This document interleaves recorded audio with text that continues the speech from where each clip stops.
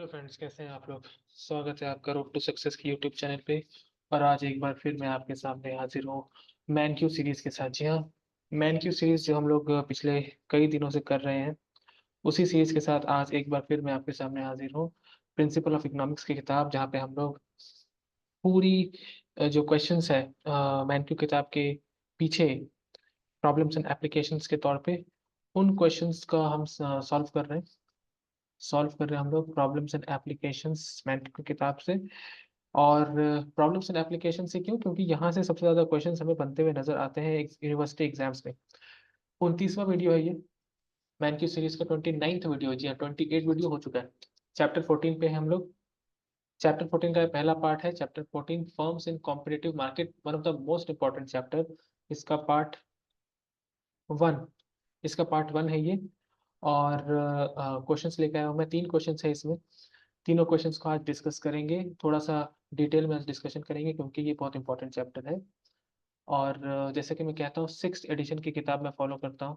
6th addition की किताब, अगर आपके पास इससे कोई पहले वाली एडिशन है या इसके बाद वाली एडिशन है, कुछ भी हो, तो आप एक बार क्वेश्चंस को वेरीफाई कर लें। क्योंकि क्या है कि क्वेश्चंस जो है वो रहते तो सेम है, पर क्वेश्चन का जो नंबरिंग है या क्वेश्चन का जो ऑर्डर है वो शायद थोड़ा ऊपर नीचे हो सकता है, पर क्वेश्चन सेम रहेगा, इस बात की गारंटी है। इस बात की बिल्कुल गारंटी है। ओके, तो ये पहला क्वेश्चन है हमारा, क्वेश्चन नंबर 4। इसको हम लोग सॉल्व करेंगे। एक सेकेंड मैं लेना चाहूँगा आपसे।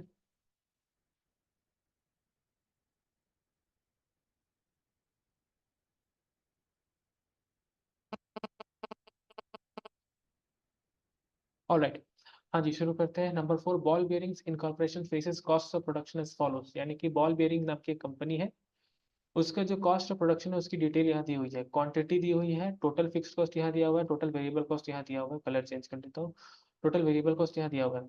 पिछले वीडियो में मैंने आपको बताया था फिक्स्ड कॉस्ट क्या होता है, वेरिएबल कॉस्ट क्या होता है। कोई भी कॉस्ट फंक्शन जो है, total cost, that is the sum of fixed cost and variable cost. किसी भी प्रोडक्शन का जो कॉस्ट यानी खर्चा है, वो उसके फिक्स्ड कॉस्ट और वेरिएबल कॉस्ट का सम है। फिक्स्ड कॉस्ट यानी कि वो कॉस्ट जो irrespective of the quantity produce वो फिक्स रहता है। यानी कि आप 5 यूनिट प्रोड्यूस करो या 10 यूनिट प्रोड्यूस करो, वो कॉस्ट फिक्स है। आप आइसक्रीम वाले एग्जाम्पल का रेफरेंस ले सकते हैं जो मैंने पिछले क्लास में दिया था। और वेरिएबल कॉस्ट यानी कि जो प्रोडक्शन वाइज बढ़ता है, जैसे लेबर कॉस्ट, जैसे रॉ मटेरियल कॉस्ट, ये वेरिएबल कॉस्ट है। ओके, तो हर क्वांटिटी के लिए कितना फिक्स कॉस्ट होगा और कितना वेरिएबल कॉस्ट होगा दिया हुआ है। टोटल फिक्स कॉस्ट सब जगह 100 है। क्यों? क्योंकि वो चेंज नहीं होता है। टोटल फिक्स कॉस्ट कांस्टेंट रहता है, वो कभी भी चेंज नहीं होता है। इस बात का आप लोगों को खासा ध्यान रखना है। ओके, अब पहले क्वेश्चन में आते हैं। पहला क्वेश्चन क्या पूछ रहा है, calculate the companies average fix cost, average variable cost, average total cost and marginal cost at each level of production. यानी कि हर प्रोडक्शन लेवल पे हमें ये चारों चीज निकालना है। तो इसके लिए सबसे आसान है कि आप एक टेबल बना लो। सबसे आसान तरीका है कि एक टेबल बना लो, और उस टेबल में 4-5 पार्टीशंस कर दो।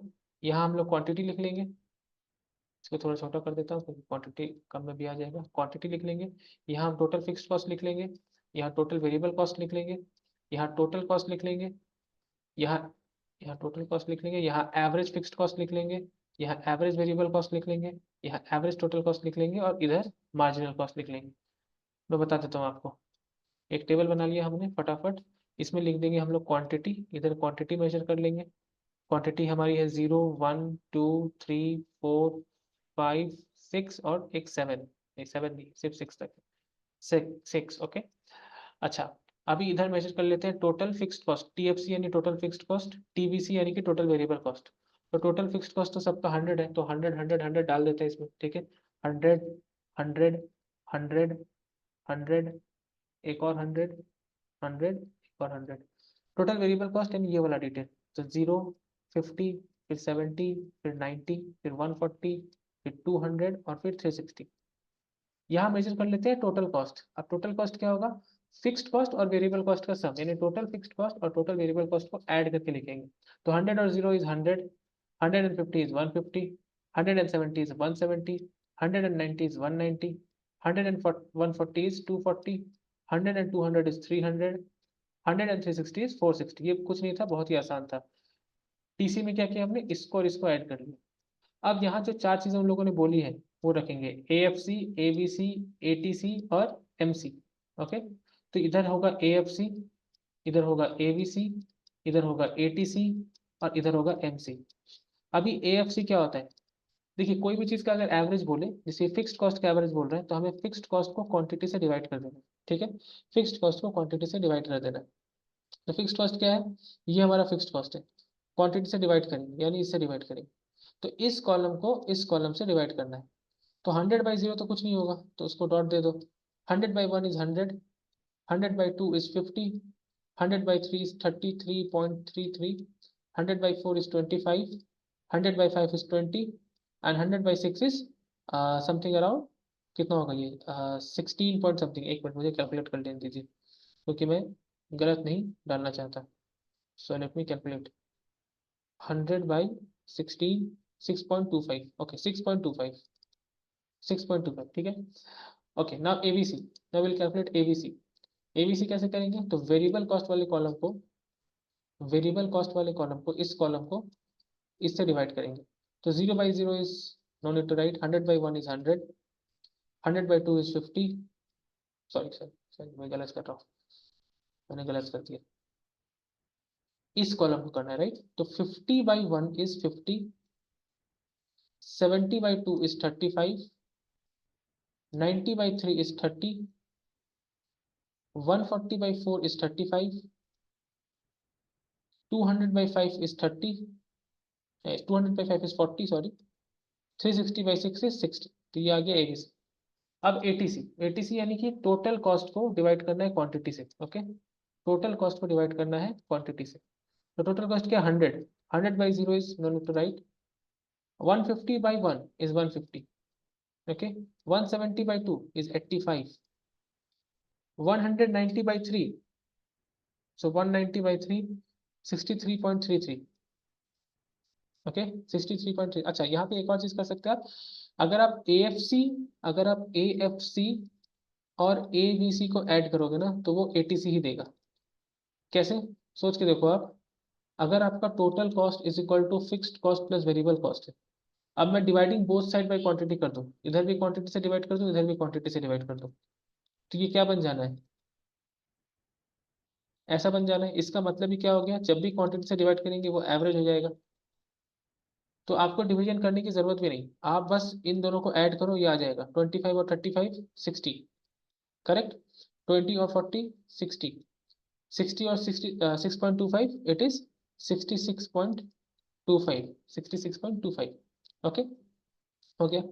अब मार्जिनल कॉस्ट निकालना है। मार्जिनल कॉस्ट क्या होता है? मार्जिनल कॉस्ट का मतलब होता है कि टोटल कॉस्ट में कितना डिफरेंस आ रहा है, वो होता है मार्जिनल कॉस्ट। पहले यूनिट के लिए यानी जीरो के लिए मार्जिनल कॉस्ट कुछ नहीं होगा, पर पहले यूनिट के लिए टोटल कॉस्ट में अंतर कितना आया? 100 से 150 यानी 50 का अंतर है। ये रेफरेंस मैंने पिछले वीडियोस में दिया है कि मार्जिनल कॉस्ट कैसे कैलकुलेट करते हैं, अगर आपने वो नहीं देखा तो उसे एक बार जाके चेकआउट जरूर करें। ओके, फिर दूसरे यूनिट के लिए 150 से 170 यानी 20 का डिफरेंस है। फिर तीसरे यूनिट के लिए 170 और 190 यानी कि अगेन 20 का डिफरेंस है। उसके बाद के यूनिट के लिए 190 और 240 यानी कि 50 का डिफरेंस है। उसके बाद के लिए 240 और 300 यानी कि 60 का डिफरेंस है। और फिर 300 से 460 यानी कि 160 का डिफरेंस है, 160 का डिफरेंस है। ये शायद मुझे थोड़ा अजीब लग रहा है, 160 का डिफरेंस कैसे हुआ? MC, ओके हाँ MC बढ़ा, राइट करेक्ट, 160 का डिफरेंस है, करेक्ट। MC कर्व ऊपर की तरफ जाता है, इस तरह से जाता है MC कर्व, तो बढ़ा हुआ, ओके वेरी गुड। तो ये हमारा टेबल बन गया, जो भी इन लोगों ने निकालने बोला था हमने निकाल लिया। अब नेक्स्ट क्वेश्चन पे जाते हैं, question number B। The price of a case of ball bearings is 50। अब एक बॉल बियरिंग का जो प्राइस है वो 50 है। देखिए ये सारा डिटेल कॉस्ट का है। अब एक चीज बहुत इंपॉर्टेंट है, अगर कॉस्ट डिटेल दिया है यानी कि वो प्रोडक्शन के बारे में बात कर रहा है कि प्रोडक्शन का खर्चा कितना आया, प्रोडक्शन का खर्चा।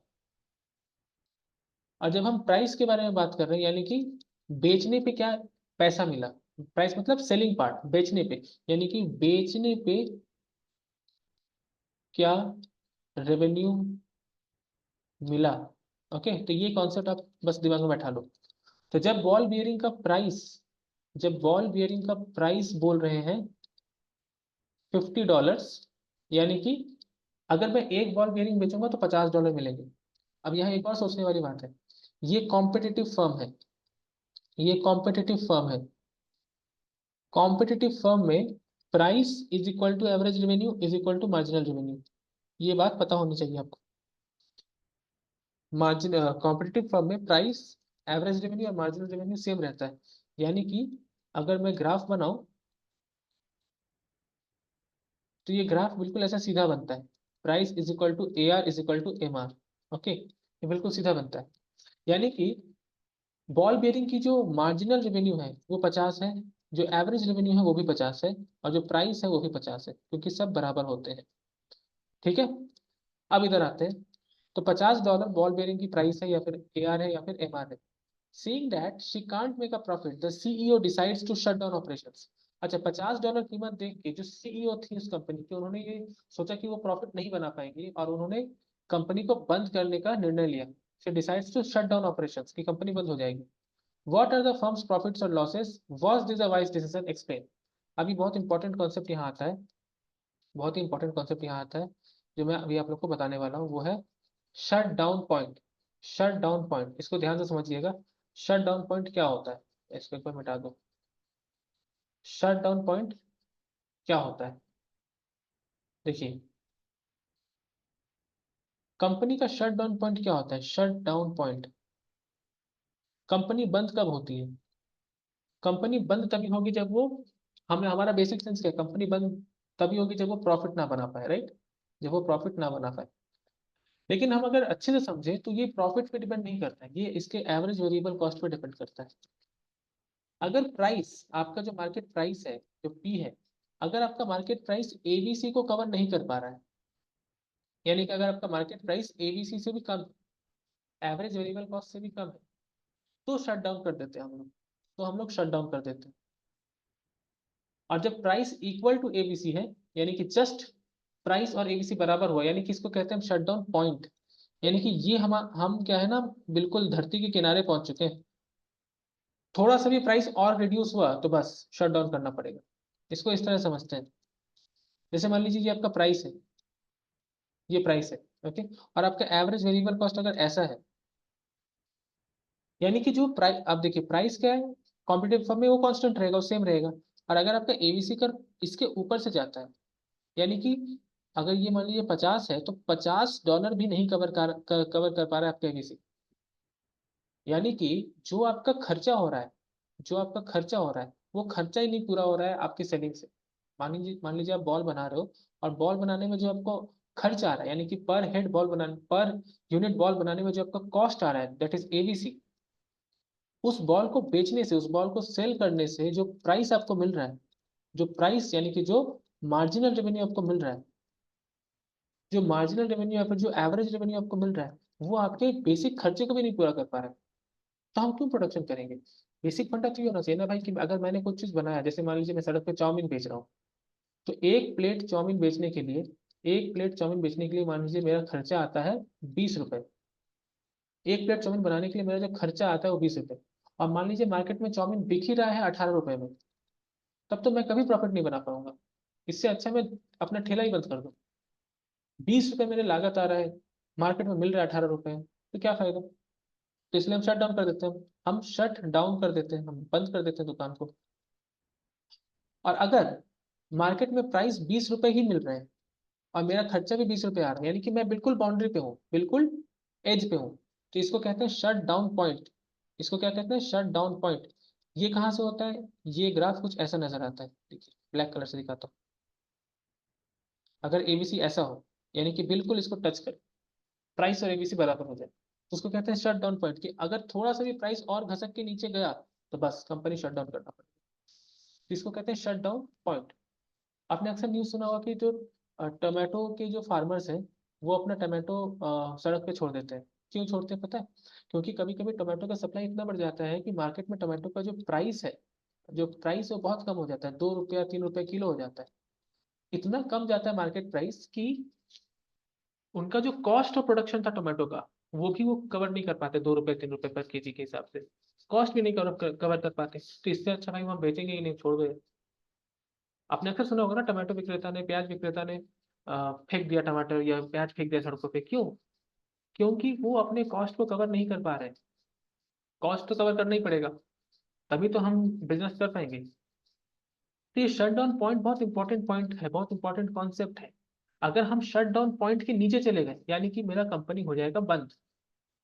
अगर हम शट डाउन पॉइंट पे हैं तो तब भी हम बिजनेस को चलाएंगे, क्योंकि हम बिल्कुल एज पे है, यानी कि हम ना तो प्रॉफिट पे ना तो लॉस पे। ओके, एक्चुअली प्रॉफिट बोलना भी गलत है। प्रॉफिट एक्चुअली टोटल रेवेन्यू के कॉन्सेप्ट से आता है, टोटल रेवेन्यू और टोटल कॉस्ट।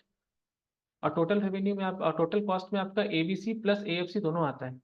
हालांकि हम एएफसी पे ध्यान नहीं देते, हम एएफसी पे ध्यान नहीं देते। एएफसी हमेशा ना रेक्टेंगुलर हाइपरबोला रहता है। एएफसी पे हम ध्यान नहीं देते, क्योंकि एएफसी क्या है, जैसे जैसे आप क्वांटिटी बढ़ाओगे एएफसी ऑलमोस्ट जीरो हो जाएगा। एएफसी तो फिक्स है, मान लीजिए 100 पे फिक्स है। आपने 1 यूनिट बनाया तो एएफसी 100 है। वहीं आपने अगर 1000 यूनिट बना दिए तो एएफसी कितना हो जाएगा, 0.1। आपने 10,000 यूनिट बना दिए तो 0.01। आपने 1 लाख यूनिट बना दिए तो 0.001। तो एएफसी मिनिमल हो जाएगा अगर आप स्केल पे प्रोडक्शन करोगे तो एएफसी के कॉन्सेप्ट पे हमें कंपेयर नहीं करना, हमें एबीसी के कॉन्सेप्ट पे कंपेयर करना है कि प्राइस जो है वो एबीसी को कवर कर पा रहा है या नहीं। अगर प्राइस एबीसी को कवर कर पा रहा है तो हम प्रोडक्शन करेंगे, अगर नहीं कर पा रहा है तो नहीं करेंगे। मैं उम्मीद करता हूँ ये कॉन्सेप्ट आप लोग को समझ में आया होगा। This is very important concept. Okay, मैं क्वेश्चन डिस्कशन करने से मैं ये नहीं बताता हूँ, मैं टॉपिक में बताने वाला था, पर मुझे लगा कि बता देना चाहिए आपको। ओके, तो $50 क्या है, प्राइस है। अब सीईओ ने डिसाइड किया कि हम ऑपरेशंस को बंद कर देंगे, तो क्या ये वाइज डिसीजन है? क्या ये वाइज डिसीजन है, सोचना है। तो देखिए, हमें देखना है कि जो एबीसी वाला जो कॉलम है, एबीसी वाला जो कॉलम है, इस कॉलम में क्या एबीसी 50 से ज्यादा है? क्योंकि सोच के देखो, हमें क्या देखना है, हमें शटडाउन पॉइंट कैसे देखना है कि प्राइस जो है वो एबीसी से कम तो नहीं है। प्राइस अगर एबीसी से कम हुआ यानी कि हमें बेचने पे जो पैसा मिल रहा है वो हमारे कॉस्ट से भी कम है, तो हम बंद कर देंगे। अगर ये बराबर है तो हम बंद नहीं करेंगे, और अगर ये ग्रेटर है तब तो बिल्कुल बंद नहीं करेंगे। ठीक है, तो देख लीजिए कहाँ कहाँ प्राइस एबीसी से कम है, ये देख लेते हैं। देखिए यहाँ पे एबीसी 50, प्राइस भी 50, तो ये इक्वल है।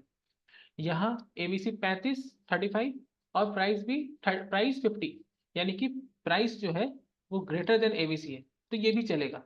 प्राइस अगर ग्रेटर देन एबीसी हो तो चलेगा, लेस नहीं होना चाहिए। अच्छा, ये 30, 30 मतलब एबीसी कम है, प्राइस ज्यादा है, प्राइस 50 है, तो ये भी चलेगा। अगेन 35, ये भी चलेगा।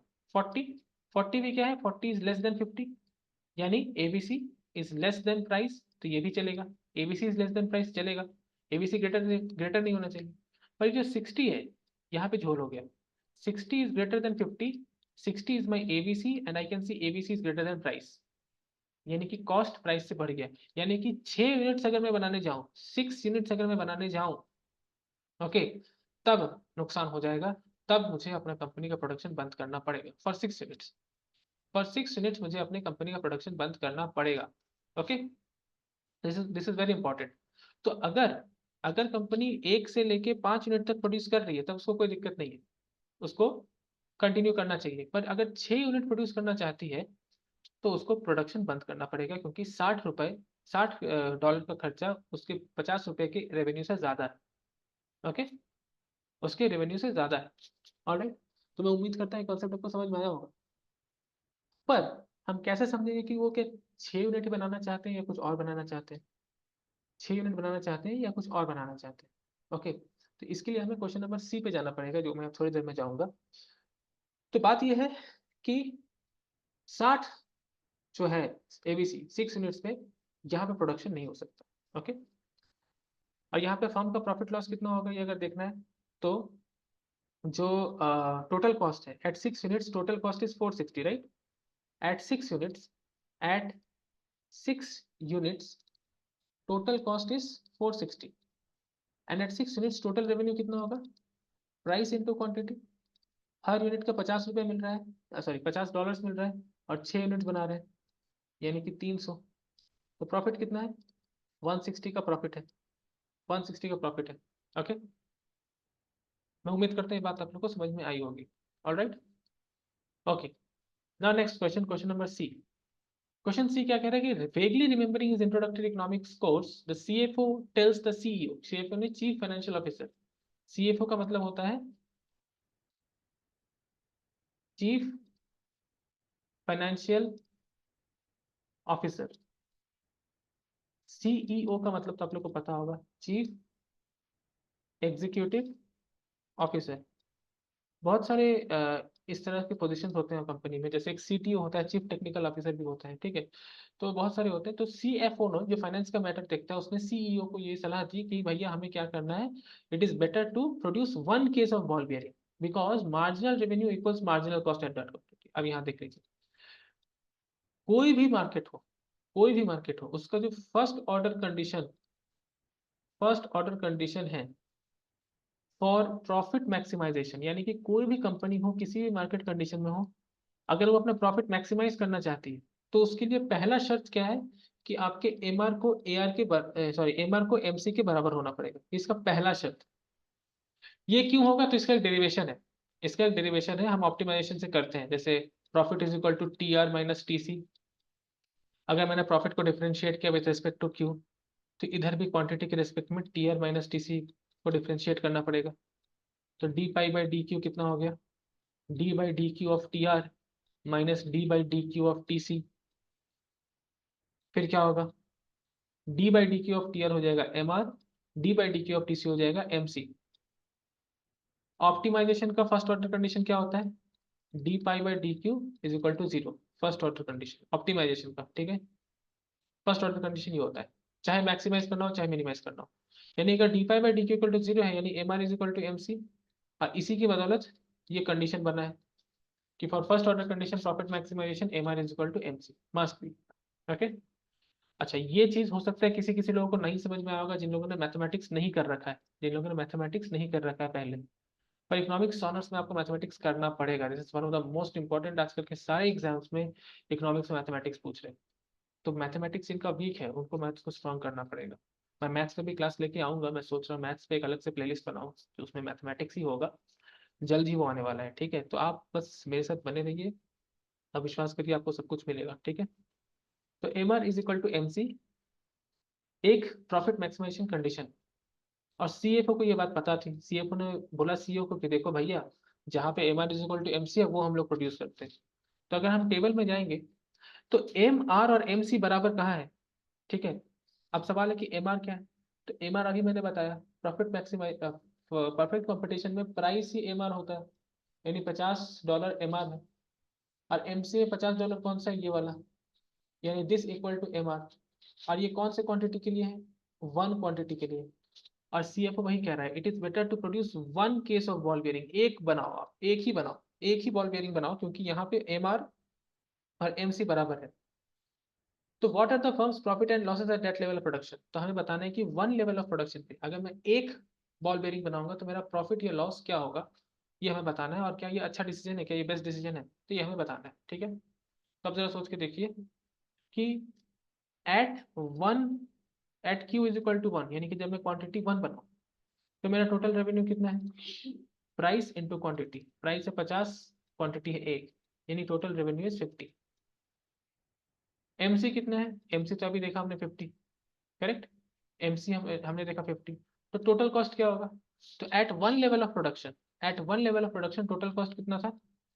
Total cost was 150। Total cost was 150। अब यहाँ सोच के देखिए, total cost is 150, total revenue is 50, total cost is 150। तो प्रॉफिट कितना हुआ? प्रॉफिट का मतलब होता है रेवेन्यू माइनस कॉस्ट, यानी कि 50 minus 150 that is minus 100। Now this has come minus, यानी प्रॉफिट इज नेगेटिव। इसका मतलब क्या है कि लॉस हो रहा है, कितने का? ₹100 का या $100 का लॉस हो रहा है। तो क्वेश्चन क्या पूछा था? What is the company's profit या loss at that level of production?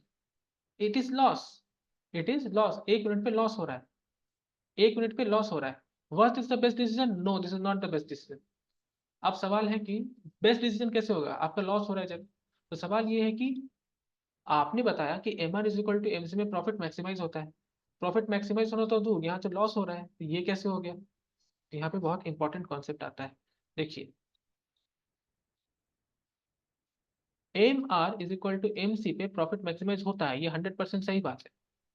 लेकिन जरूरी नहीं कि उस पॉइंट पे आपका टी आर ग्रेटर देन ही टी सी हो। जरूरी नहीं कि उस पॉइंट पे T R greater than T C हो। क्यों? क्योंकि T R is the revenue, but T C में एक एवीसी होता है और एक एएफसी भी होता है, सॉरी, एक वीसी होता है और एक एफसी होता है, फिक्स्ड कॉस्ट होता है। एक वेरिएबल कॉस्ट होता है, एक फिक्स्ड कॉस्ट होता है। क्वांटिटी अगर आप 1 बनाओगे, यानी कि जब आप कम क्वांटिटी बनाओगे तो जाहिर सी बात है फिक्स्ड कॉस्ट आपका बहुत ज्यादा होगा, फिक्स्ड कॉस्ट वहां पे बहुत ज्यादा इफेक्ट करेगा। अभी मैंने बताया था, आप जैसे जैसे क्वांटिटी बढ़ाओगे आपका एएफसी का जो इम्पैक्ट है वो रिड्यूस होता है। अगर आप क्वांटिटी 100 कर दो, 1000 कर दो, तो एवरेज फिक्स्ड कॉस्ट रिड्यूस हो जाता है। पर लोअर लेवल ऑफ प्रोडक्शन में एवरेज फिक्स्ड कॉस्ट रिड्यूस नहीं होता। Okay, average fixed cost reduce नहीं होता। तो वेरिएबल कॉस्ट तो कवर कर पाती है वो, पर फिक्स्ड कॉस्ट कवर नहीं कर पाती, इसलिए कंपनी का लॉस होता है, जो कि यहाँ हो रहा है, जो कि यहाँ हो रहा है, लॉस होता है। ओके, आप देख सकते हो यहाँ पे जो टोटल कॉस्ट में 150 है, इसमें 50 कवर हो जा रहा है। वेरिएबल कॉस्ट क्या है? 50, 50 कवर हो जा रहा है। 50 रुपीज उसका रेवेन्यू भी था, 50 रुपीज कॉस्ट भी है, तो वो कवर हो जा रहा है। पर उसका लॉस कहाँ हो रहा है? Because of this huge 100 rupees का फिक्स्ड कॉस्ट, बेचारा लॉस में चला जा रहा है, इसलिए हमें लॉस आ रहा है -100। तो सवाल यह है कि फिर प्रॉफिट बनाएंगे कैसे? तो इसका अगर मैं ग्राफ बनाऊंगा आपको तो ग्राफ क्लियर हो जाएगा। देखो, इसका ग्राफ ऐसा होता है, P is equal to A R is equal to M R. Okay, और ये ऐसे रहता है। Okay, this is something like this, M C, suppose M C ऐसा है। तो एम सी और एम आर दो पॉइंट पे कट हो रहा है, एक इस पॉइंट पे भी, एक इस पॉइंट पे भी। यानी इस पॉइंट पे भी M R is equal to M C है, और इस पॉइंट पे भी M R is equal to M C है। दो पॉइंट पे है। ये है क्यू इज इक्वल टू 1 के लिए, जहां पे हमें लॉस दिख रहा है, और ये है क्यू इज इक्वल टू, यहाँ चेक करो अब आप एमसी पे चेक करो, तो एक और 50 आपको मिलेगा यहाँ पे, दिस इज ऑल्सो 50 ना, ये एमसी भी तो 50 है। तो अगर M R equal to M C यहाँ हो रहा है, तो M R equal to M C यहाँ भी होना चाहिए। यानी कि at fourth production level, at Q is equal to 4 also profit maximising level है। यानी कि क्यू इज इक्वल टू 4 पे भी M R is equal to M C है। यहाँ पे प्रॉफिट मैक्सिमाइजिंग कंडीशन भी लगेगा, यहाँ पे भी लगेगा। पर यहाँ पे लॉस हुआ, यहाँ पे क्या लॉस होगा, तो चेक करते हैं।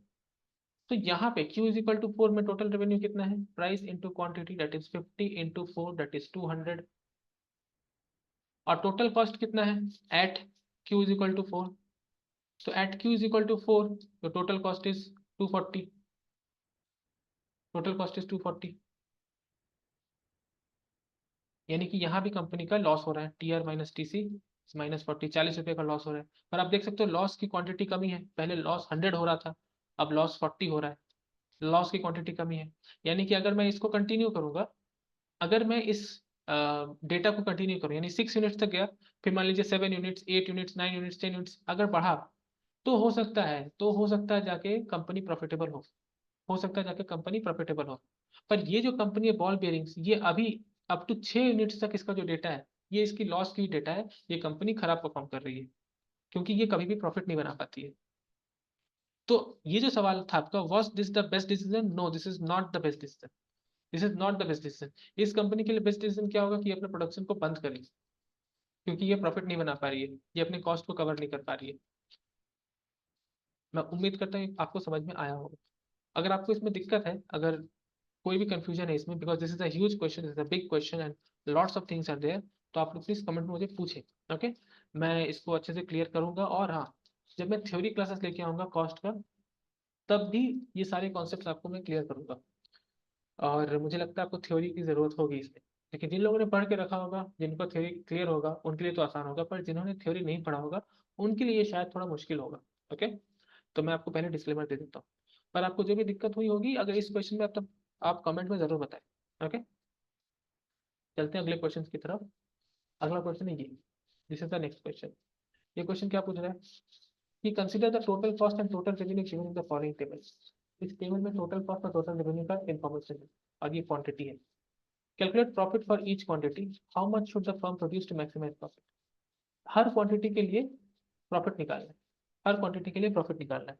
तो प्रॉफिट निकालना तो आसान है, प्रॉफिट निकालना तो आसान है। अगर मैं यहाँ प्रॉफिट बनाऊँ, तो प्रॉफिट कैसे निकालोगे? Total revenue minus total cost, total revenue minus total cost करेंगे तो प्रॉफिट आ जाएगा। यानी कि 0 - 8, 0 - 8 यानी कि -8, 8 - 9 यानी कि -1, 16 - 10 यानी कि 6, 24 - 11 यानी कि कितना हो जाएगा? 9 और 4 13, 32 - 13 यानी कितना हो जाएगा यहाँ पे? 17 और 2 19, हाँ 40 माइनस 19 कितना हो जाएगा यहाँ पे 21। 48 माइनस 27 कितना हो जाएगा यहाँ पे, तो 18, 3 21, 21। ओके, और 56 माइनस 37 90। प्रॉफिट आ गया। How much should the firm produce to maximise profit. Profit को अगर मैक्सिमाइज करना है तो कितना प्रोडक्शन करना पड़ेगा, तो आप सोच के देखो, ये जो 5 यूनिट है और जो 6 यूनिट है, इन 5 और 6 यूनिट के लिए आपका प्रॉफिट मैक्सिमाइज हो रहा है, डेट इज 21। या तो आप 5 यूनिट्स प्रोड्यूस करो या तो 6 यूनिट्स प्रोड्यूस करो, ठीक है, या तो 5 प्रोड्यूस करो या तो 6 प्रोड्यूस करो। अगला सवाल, calculate the marginal revenue marginal cost for each quantity. ठीक है, तो मार्जिनल रेवेन्यू मार्जिनल कॉस्ट निकालना है। मार्जिनल रेवेन्यू कैसे निकलता है, तो एक रेवेन्यू को उसके पिछले वाले रेवेन्यू से माइनस कर दो तो मार्जिनल रेवेन्यू निकल आएगा। और कॉस्ट के लिए भी सेम कंसेप्ट, तो एम आर और एम सी निकालना है। ठीक है, एम आर और एम सी, तो पहले वाले के लिए तो एम आर नहीं होगा, दूसरे वाले के लिए क्या होगा, तो 8 माइनस 0 यानी कि 8, फिर 16 माइनस 8 यानी कि 8, फिर 24 माइनस 16 यानी कि 8, फिर 32 माइनस 24 8, 40 माइनस 32 8, 48 माइनस 48, 56 माइनस 48 8, यानी कि एम आर जो है वो सेम। एम सी भी पहले यूनिट्स के लिए नहीं होगा, दूसरे यूनिट के लिए कैसे निकालेंगे, 9 minus 8 1, 10 minus 9 1, 10 minus 11 sorry 11 minus 10 1, 13 minus 11 2, 19 minus 13 6, 27 minus 19 8, 37 minus 27 10। तो ये क्या आया, -1 सॉरी 1 1 1 2 6 8 10, एमआरएमसी आ गया। ग्राफ दे, अब इन्हें ग्राफ करने बोल रहे हैं, इन्हें हमें ग्राफ में डालना है। तो ग्राफ में डालने के लिए एक ग्राफ बना लेते हैं, इधर क्वांटिटी इधर प्राइस। ओके,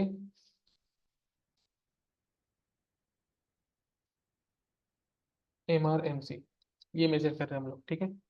तो एम आर तो कांस्टेंट है, देखो एम आर क्या है, कांस्टेंट है 8 8 8 8 8, तो कांस्टेंट के लिए एक स्ट्रेट लाइन बना देते हैं 8, this is M R, this is M R, this is 8। Okay, and MC is going 1 1 1 2 6 8 10. So if it is like 1 2 3 4 5 6 7 8, अगर ये 8 है तो इससे मुझे मिटाना पड़ेगा, ऊपर करना पड़ेगा 8 को, 9 और थोड़ा और ऊपर कर दूं तो 10। ओके 10 9 8 7 6 5 4 3 2 1, 8 जो है यहाँ से जाएगा। ओके, एम आर इधर क्वांटिटी कर देते हैं 1 2 3 4 5 6 7, 1 2 3 4 5 6 7। ओके, तो for zero unit, for zero unit MC is nothing, for first unit MC is 1, for second unit MC is 1, for third unit MC is 1, यानी कि यहाँ पे यहाँ पे यहाँ पे 1 1 1। Okay, for fourth unit MC is 2, यानी fourth unit के लिए MC is a bit up, for fifth unit MC is 6, यानी fifth unit के लिए MC shooted up to 6, for sixth unit it is 8, यानी sixth unit के लिए,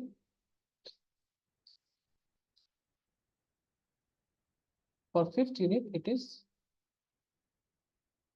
fifth unit के लिए it is कितना था 6 है, fifth unit के लिए it is 6। okay here, and for sixth unit it is 8, so sixth unit is here, MR के साथ बराबर, क्योंकि MR 8 यहाँ है और 6 यूनिट बिल्कुल 8 है, 6 unit is 8, so 8 8 MR is equal to MC।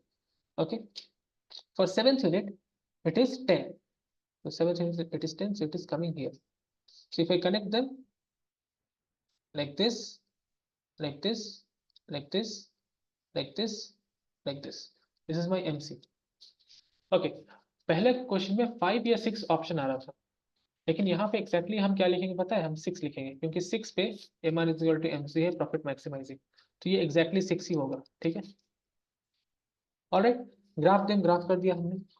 फिर क्या पूछता है, at what quantity do this curves cross, तो लिखेंगे the curves are crossing at quantity equal to 6। How does this relate to your answer in part A, आप देखिए पूछ लिया, how does this relate to your answer in part A. So in part A, we found that profit can be either 5 or 6, but from part B, it is confirmed that profit is at 0.6 because at 0.6 my MR is equal to MC। ठीक, number C, cab नहीं, यहाँ can होगा। Can you tell whether this firm is in competitive industry? क्या ये firm competitive industry में है? अगर हाँ, can you tell whether the industry is in long run equilibrium? तो देखिए, क्या ये फर्म कॉम्पिटेटिव इंडस्ट्री में, सबसे पहला सवाल ये है, तो इसका आंसर होगा yes, this is in competitive industry. क्यों? क्योंकि इसका मार्जिनल रेवेन्यू सेम है, कॉम्पिटेटिव इंडस्ट्री में ही होगा, क्योंकि इसका जो एमआर है वो कांस्टेंट है, और कॉम्पिटेटिव इंडस्ट्री में ही price is equal to MR is equal to MR is equal to constant रहता है, इसलिए ये कॉम्पिटेटिव है। Okay, this is competitive. लेकिन इंडस्ट्री जो है वो लॉन्ग रन इक्विलिब्रियम में नहीं है, इंडस्ट्री लॉन्ग रन इक्विलिब्रियम में नहीं है, this is not in long run equilibrium, this is not in long run equilibrium. जो इनका दूसरा सवाल था, जो इनका दूसरा सवाल था, if so can you tell whether the industry is in long run equilibrium? No. क्यों नहीं है? क्यों नहीं है? वो इसलिए नहीं है क्योंकि लॉन्ग रन में, हमेशा याद रखिएगा, perfect competition market, perfect competitive market, market दो कैटेगरी में आता है, एक आता है सुपर नॉर्मल प्रॉफिट,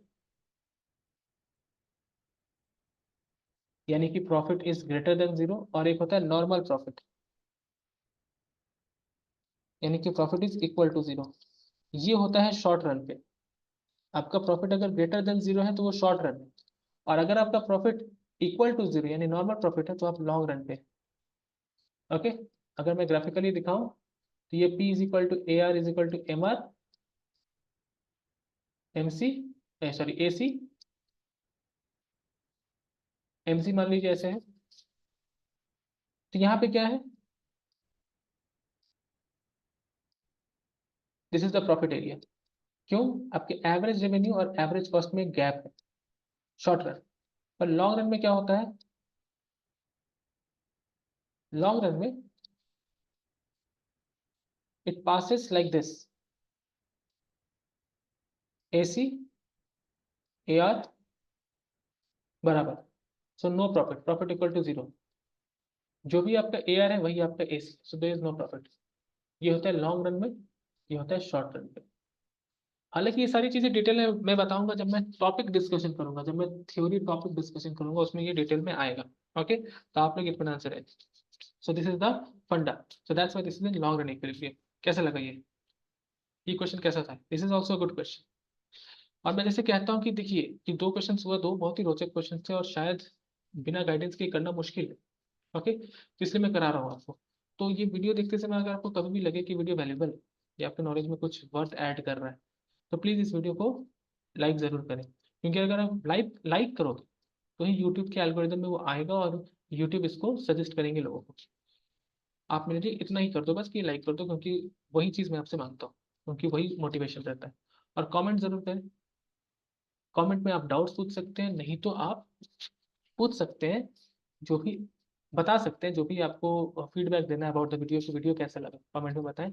और शेयर जरूर करें अपने दोस्तों के साथ, शेयर करना इज़ वेरी इंपॉर्टेंट, क्योंकि उनको भी इस डिस्कशन का पार्ट बनाए। ओके, मैं चाहता हूँ कि सब लोग सीखें, तो आप शेयर जरूर करें, जो देख रहे हैं वो आगे अपने दो तीन दोस्तों को या फ्रेंड ग्रुप में शेयर कर दो। ठीक है, ये तीन चीज़ मैं आपसे चाहता हूँ। ओके, अगर आपको लगता है कि हाँ भाई वीडियो अच्छा है, वीडियो में कुछ बात है, सॉल्यूशंस कोई दे रहा है, आंसर राइटिंग अप्रोच भी दे रहा है, तो प्लीज़ ये करो।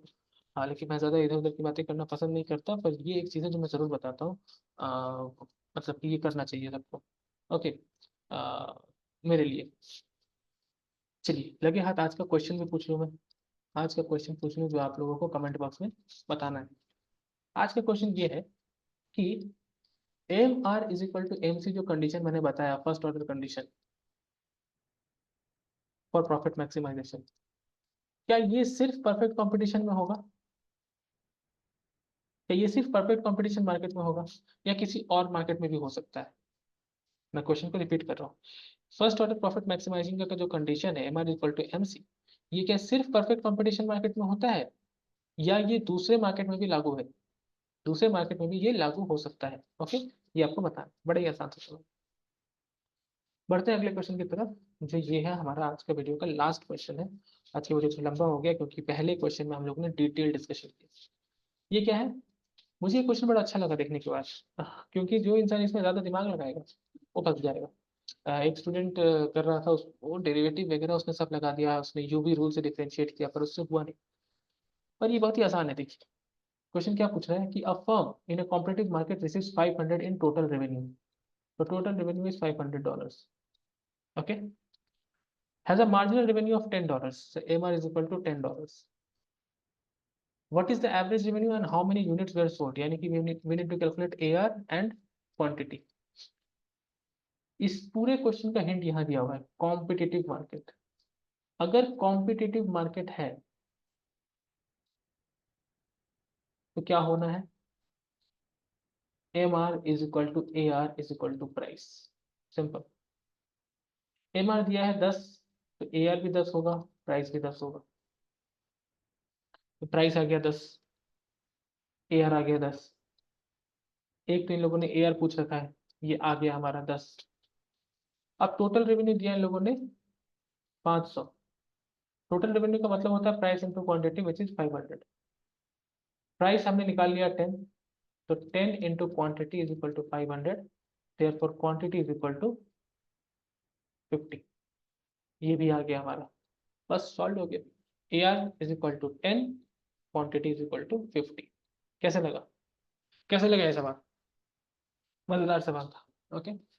तो यही है आज के वीडियो में, 3 क्वेश्चन हैं, बहुत ज़्यादा हो गए, लंबा हो गया वीडियो। ये पार्ट 1 है, जैसे कि मैंने कहा इस चैप्टर में बहुत सारे पार्ट्स हो सकते हैं क्योंकि इंपॉर्टेंट चैप्टर है।